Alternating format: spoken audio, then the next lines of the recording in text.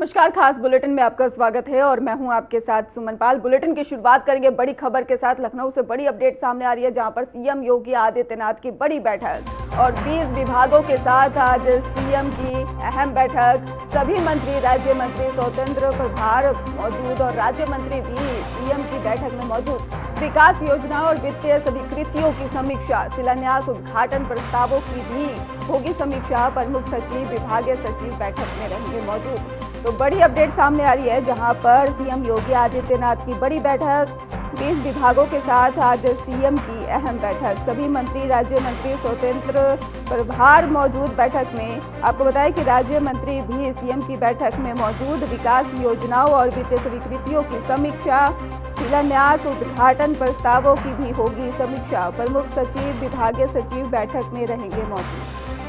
तो बड़ी अपडेट लखनऊ से, जहां पर सीएम योगी आदित्यनाथ की बड़ी बैठक। तो आपको बता दें कि 20 विभागों के साथ आज सीएम की अहम बैठक, और जिसमें सभी मंत्री, राज्य मंत्री, स्वतंत्र प्रभार भी मौजूद। राज्य मंत्री भी सीएम की बैठक में मौजूद। विकास योजनाओं, वित्तीय स्वीकृतियों की समीक्षा और शिलान्यास, उद्घाटन प्रस्तावों की भी समीक्षा होगी। तो प्रमुख सचिव, विभागीय सचिव बैठक में मौजूद रहेंगे। तो अहम जानकारी लखनऊ से सामने आ रही है, जहां पर सीएम योगी आदित्यनाथ की बड़ी बैठक में अहम फैसले लिए जा सकते हैं। और इसी खबर पर हमारे साथ अमन प्रधान, हमारे सहयोगी, जुड़ चुके हैं। अमन प्रधान, अपडेट क्या है? फिलहाल सीएम योगी आदित्यनाथ की बड़ी बैठक है, क्या अपडेट चल रही है? सुमन, जिस तरीके से अगर बैठक की बात की जाए तो अभी 3:30 बजे का वक्त मुकर्रर किया गया था, जिसके बाद लगभग 3:30 बजे का वक्त हो रहा है और धीरे धीरे जो सभी विभागीय मंत्री हैं, चाहे वो स्वतंत्र प्रभार की बात की जाए, चाहे राज्य मंत्री की बात की जाए, चाहे कैबिनेट मंत्री की बात की जाए, तो धीरे धीरे सभी मंत्री अपने अपने विभागों का जो स्टेटस है वो लेकर के मुख्यमंत्री के बैठक में जा रहे हैं। और कहीं ना कहीं जो विभागों में जिस तरीके की जो स्टेटस है, यानी कि विकास योजनाओं और विकास परियोजनाओं का जो पूरा समीकरण है वो किस तरीके का था, कितनी विकास परियोजनाएं पूरी हुई हैं, कितनी विकास परियोजनाओं में कितना कार्य हुआ है, और तमाम जो सभी चीजें हैं उनको लेकर के मुख्यमंत्री के सामने प्रस्तुत होंगे। और उसके बाद अगर बात की जाए, कहीं कहीं पे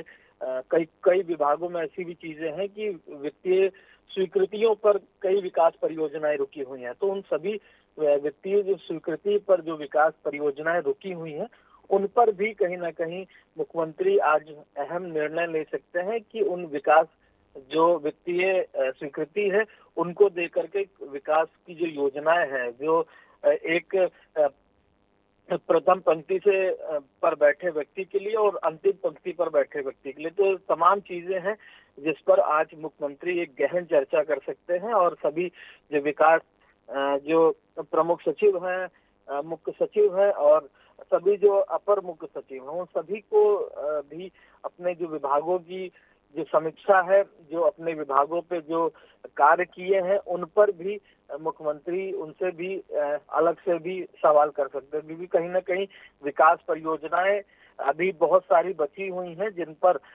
अभी उत्तर प्रदेश में कार्य चल रहा है। और अगर साफ तौर पर बात किया जा सके सुमन, तो लगभग 1 साल से जो कम का समय बचा हुआ है, जो अगले चरण का चुनाव है, यानी कि 2027 का जो विधानसभा चुनाव है, उससे 3 महीने पहले अधिसूचना जारी होगी।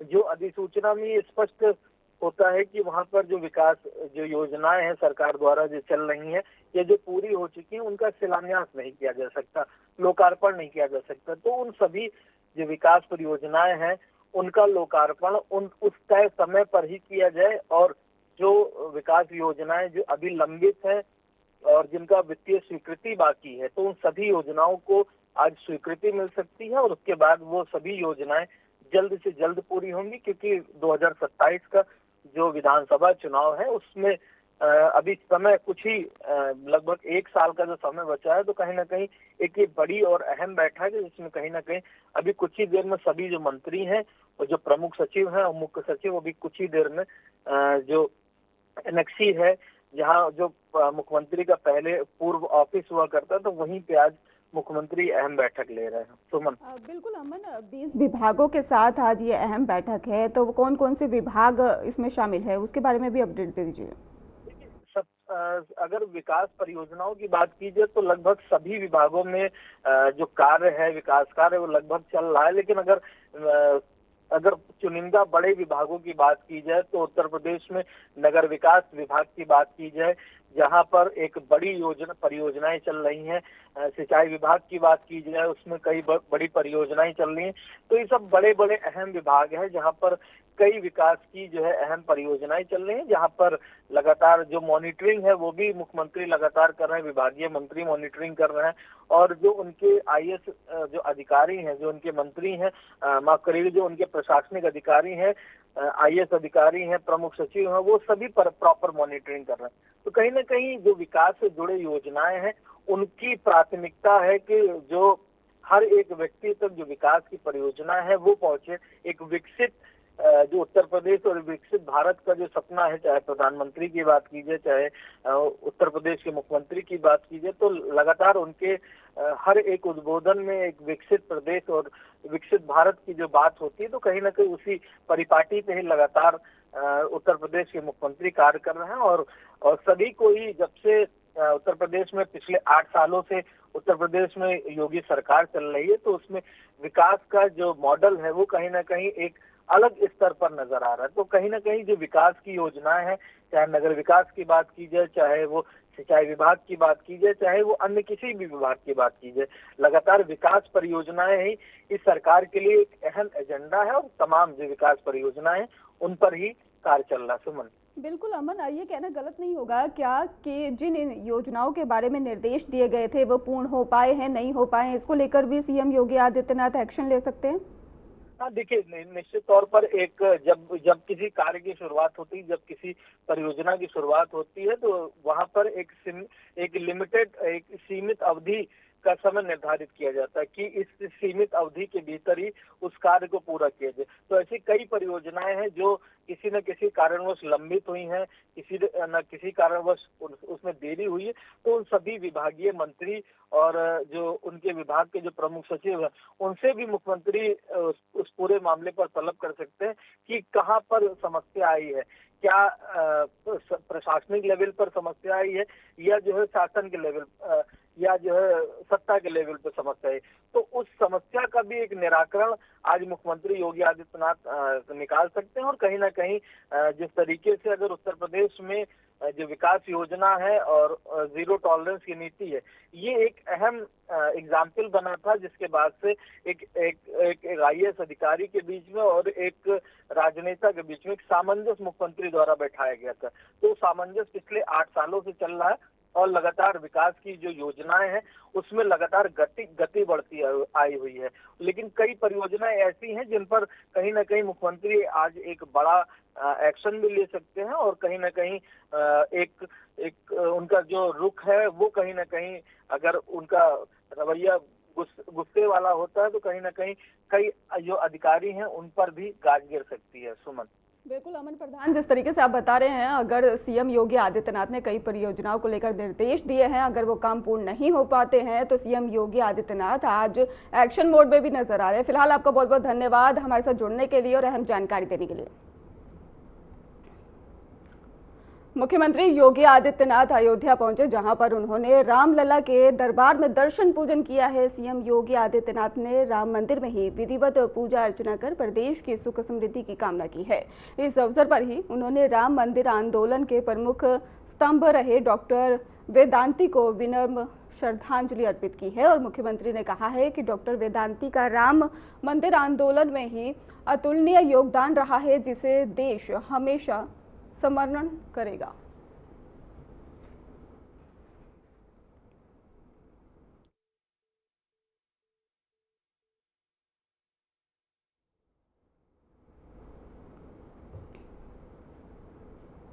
एक और बड़ी खबर आपको बता दें, जहां पर मथुरा हादसे पर पीएम नरेंद्र मोदी ने दुख जताया है और इसके साथ ही पीएमओ ने आर्थिक सहायता देने की भी घोषणा कर दी है। मृतकों के परिजनों को ही 2 लाख रुपए की सहायता राशि और इसके साथ ही घायलों को 50,000 की आर्थिक मदद का भी ऐलान कर दिया गया है। घायलों के जल्द स्वास्थ्य होने की भी कामना की गई है। तो पीएम नरेंद्र मोदी ने स्वास्थ्य जल्द होने की कामना की है। जो घायल हुए हैं उन्हें अस्पताल में भर्ती कराया गया है।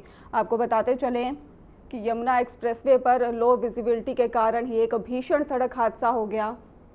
तेज रफ्तार में चल रही 7 बसों और 3 छोटी गाड़ियों की आपस में जोरदार टक्कर हो गई। इस हादसे में 13 लोगों की मौत हो गई है, जबकि 50 से ज्यादा लोग घायल हो गए हैं। हादसे की सूचना मिलते ही डीएम सीपी सिंह और एसएसपी श्लोक कुमार मौके पर पहुंचे और घायलों को प्राथमिकता के आधार पर इलाज के निर्देश दिए। घायलों को नजदीकी अस्पताल में भर्ती कराया गया है। तो वहीं पर पीएम मोदी और सीएम योगी आदित्यनाथ ने दुख जताया है। अधिकारियों के घायल के समुचित उपचार के लिए भी निर्देश दे दिए गए हैं। यमुना एक्सप्रेसवे पर एक दुर्भाग्यपूर्ण घटना हुई थी, जिसमें 8 बसेस और 3 छोटे वाहन टकरा गए थे। फिर उनमें आग लग गई थी। मौके से कुछ डेड बॉडीज जो मिली थी उनको पोस्टमार्टम हाउस में भेजा गया था और कुछ लोगों को रेस्क्यू किया गया था और कुछ को इलाज हेतु भर्ती कराया गया था।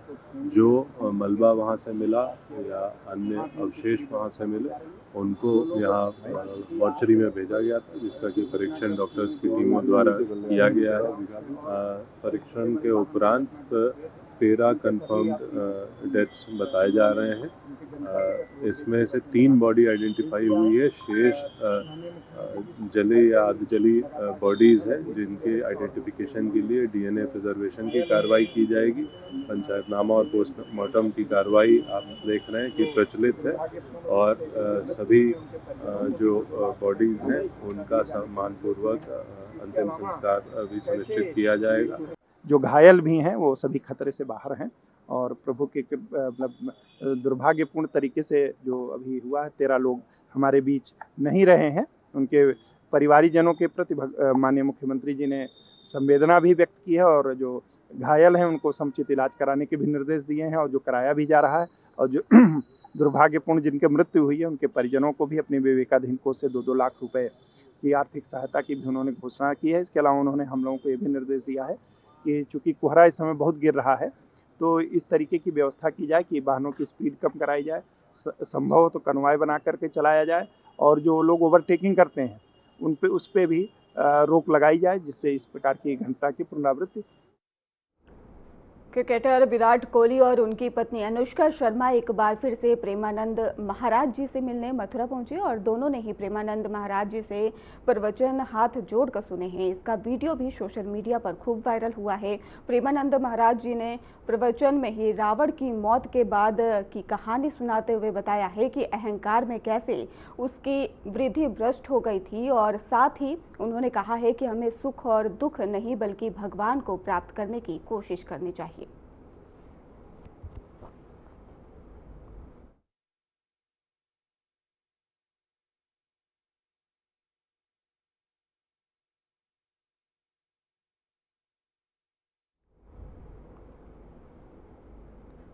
उत्तर प्रदेश में शीतलहर और कोहरे का प्रकोप लगातार जारी है। विजिबिलिटी प्रभावित है और अयोध्या, कानपुर, मुरादाबाद, गोरखपुर और इसके साथ ही मथुरा, फर्रुखाबाद, संभल, कौशाम्बी, सहारनपुर, रायबरेली और उत्तर प्रदेश के कई जिलों में ही सर्दी और कोहरे का प्रकोप लगातार देखने को मिल रहा है। अयोध्या में घने कोहरे ने विजिबिलिटी को कम कर दिया है, जिससे कि सुबह सुबह लोगों को मुश्किल का सामना करना पड़ रहा है।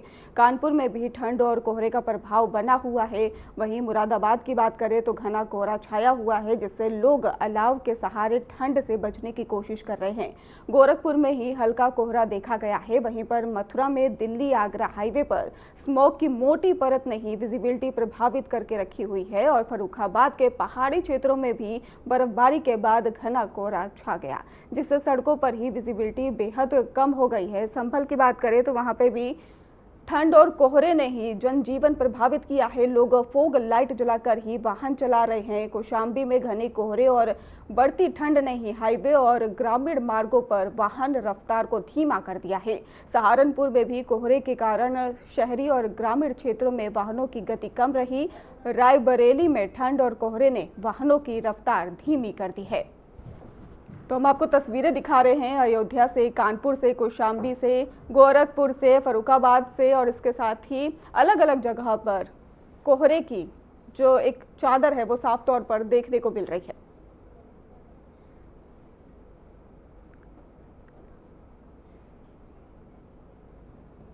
लखनऊ प्रयागराज NH30 पर ही मौसम विभाग ने लोगों को कोहरे और ठंड के कारण सतर्क रहने की सलाह दी है। जहां पर जो कोहरे की परत है वो साफ तौर पर देखने को मिल रही है। सड़कों पर सावधानी पूर्वक वाहन चलाने और अलाव और गर्म कपड़ों का उपयोग करने की भी लगातार अपील की जा रही है।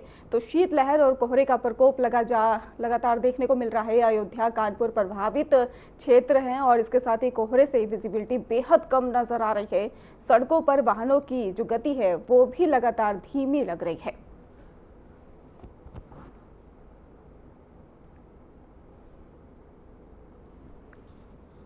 तस्वीरें हम आपको स्क्रीन पर लगातार दिखा रहे हैं। अयोध्या, कानपुर, कौशाम्बी, गोरखपुर, फर्रुखाबाद, मथुरा, मुरादाबाद और इसके साथ ही रायबरेली, संभल और सहारनपुर में जो एक चादर छाई हुई है कोहरे की, जिस तरीके से जो वाहनों की गति है वो भी लगातार धीमी हो गई है। कोहरे के कारण कई सड़क हादसे भी अब जो खबरें हैं वो सामने आ रही हैं। आपको बताते चले, प्रशासन लगातार अपील कर रहा है कि ठंड में और कोहरे की चादर जो है वो देखने को मिल रही है, जिसके चलते बच्चों और बुजुर्गों को घर में रहने की लगातार सलाह दी जा रही है। तो आपको बता दें कि अलग अलग जगह पर जो तस्वीरें हैं वो हम आपको दिखा रहे हैं, जहां पर एक कोहरे की जो परत है वो साफ तौर पर देखने को मिल रही है। इसके साथ ही आपको बता दें कि धीमी गति से लोग वाहन चलाते हुए, गाड़ियां रेंगती हुई साफ तौर पर नजर आ रही है। तो सड़कों पर वाहनों की धीमी गति है और इसके साथ ही जो लोग हैं वो भी अलाव का सहारा लेते हुए नजर आ रहे हैं।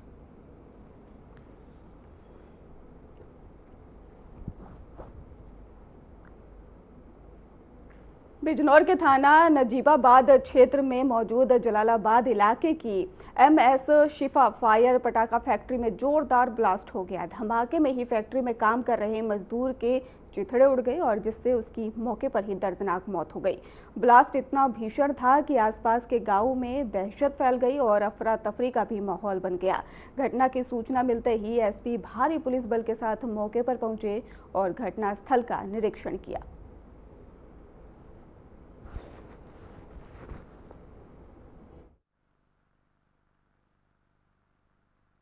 यहाँ पर एक विस्फोट हुआ है शेड में, जो एक पेड़ के नीचे बना हुआ है ओपन एरिया में, और इसमें एक मजदूर जो यहाँ पर कार्य कर रहे थे उनकी जो है मृत्यु हुई है। इस पर तत्काल स्थलीय निरीक्षण किया गया है। जो पटाखा फैक्ट्री है ये लाइसेंस्ड है और 2029 तक इसका लाइसेंस वैलिड है, जो अभी तक पता चला है। अभी इसमें फॉरेस्ट फायर सर्विस की टीम और फील्ड यूनिट की टीम को तत्काल मौके पर बुलवाया गया है। यदि इसमें किसी प्रकार का जो है कोई वायलेशन पाया जाता है तो उस संबंध में तत्काल जो है लाइसेंस निरस्तीकरण की और अभियोग पंजीकरण की इसमें जो है कार्रवाई की जाएगी। इस संबंध में जो है मेरे द्वारा तत्काल मौके पर निरीक्षण किया गया है। जो अग्रिम विधिक कार्रवाई है वो की जा रही है। बिजनौर के थाना नजीबाबाद क्षेत्र में पटाखा फैक्ट्री में जोरदार ब्लास्ट हो गया। ब्लास्ट होने से फैक्ट्री में काम कर रहे एक मजदूर की दर्दनाक मौत हो गई। तो वहीं घटनास्थल पर SP अभिषेक ने पहुंचकर घटनास्थल का निरीक्षण किया है। बताया जा रहा है कि इसमें जो कर्मचारी काम कर रहे थे, अचानक ही जो है फैक्ट्री में जबरदस्त धमाका हो गया। धमाका होने से आसपास में हड़कंप मच गया। फिलहाल कई टीम मौके पर पहुंचकर घटना की जांच पड़ताल में जुटी हुई है। MRN TV के लिए प्रीतम सिंह, बिजनौर। कानपुर देहात से मानवता को शर्मसार कर देने वाली तस्वीर सामने आई है। रसूलाबाद कोतवाली क्षेत्र के उसरी गांव में एक महिला के साथ सरेआम बर्बरता की गई है और जिसका वीडियो अब सोशल मीडिया पर तेजी से वायरल हो रहा है। वायरल वीडियो में साफ देखा जा सकता है कि कुछ युवक और महिलाएं मिलकर पीड़ित महिला को सड़क पर घसीटते हुए लात, घूसे और जूतों से बेरहमी से पीट रहे हैं और पिटाई इतनी बर्बर थी कि महिला अर्धनग्न अवस्था में ही सड़क पर ही पड़ी नजर आई। और सबसे हैरान करने वाली बात यह रही कि इस अमानवीय कृत्य के दौरान मौके पर मौजूद लोग महिला को बचाने के लिए नहीं पहुंचे और बजाय इसके तमाशबीन बने रहे और वीडियो बनाते रहे। मामले के सामने आने के बाद पुलिस हरकत में आई है। अपर पुलिस अधीक्षक कानपुर ने बताया है कि वीडियो के आधार पर आरोपियों की पहचान की जा रही है और दोषियों के खिलाफ सख्त कार्रवाई की जाएगी।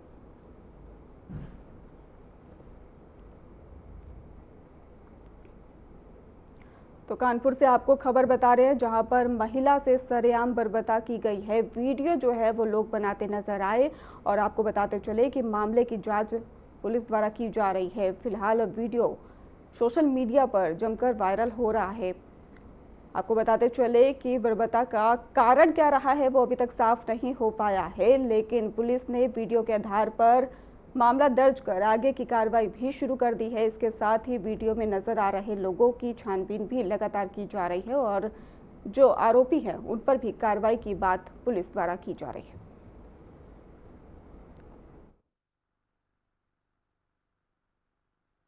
कृपया आप सबको सादर अवगत कराना है कि दिनांक 11/12/25 को ग्राम उसरी में एक लड़की के अपहरण से संबंधित अभियोग पंजीकृत हुआ, जिसमें रिंकू पर लड़की को ले जाने का आरोप लगाया गया। इसी बात को लेकर के लड़की के परिवारीजन राम नरेश आदि द्वारा लड़के रिंकू की मां सीता को उलाहना देते हुए उनसे मारपीट की गई। इसी दौरान उसी गांव की महिला द्वारा रिंकू की मां सीता का बचाव किया गया, जो महिला आपको वीडियो में दिखाई पड़ रही है। इस महिला को राम नरेश आदि ने वहां पर मारा पीटा, जिससे संबंधित एक अभियोग सुसंगत धाराओं में थाना रसूलाबाद में पंजीकृत किया गया है और राम नरेश पुलिस हिरासत में है। अन्य अभियुक्तों की गिरफ्तारी का प्रयास किया जा रहा है।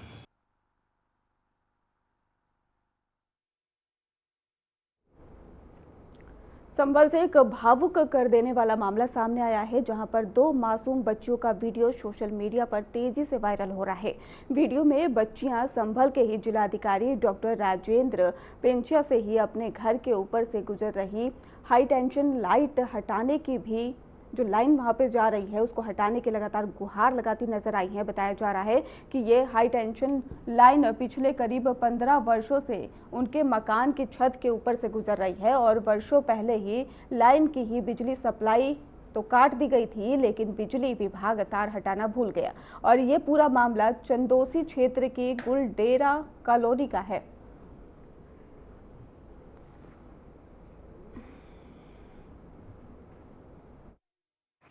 गुलडेरा हेलो डीएम सर संभल, हमारे ये तार हटवा दो, इसकी वजह से हमें बहुत परेशानी होती है।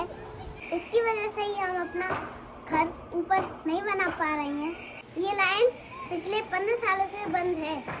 गुलडेरा रोड सरकारी ट्यूबवेल के पास चंदोसी में मेरा घर है। Please DM doctor Rajendra Peshiya ji हमारा ये तार हटवाने की कृपा करें। फिलहाल खास बुलेटिन में बस इतना ही। आगे की खबरों के लिए आप देखते रहिए हमारा चैनल। धन्यवाद।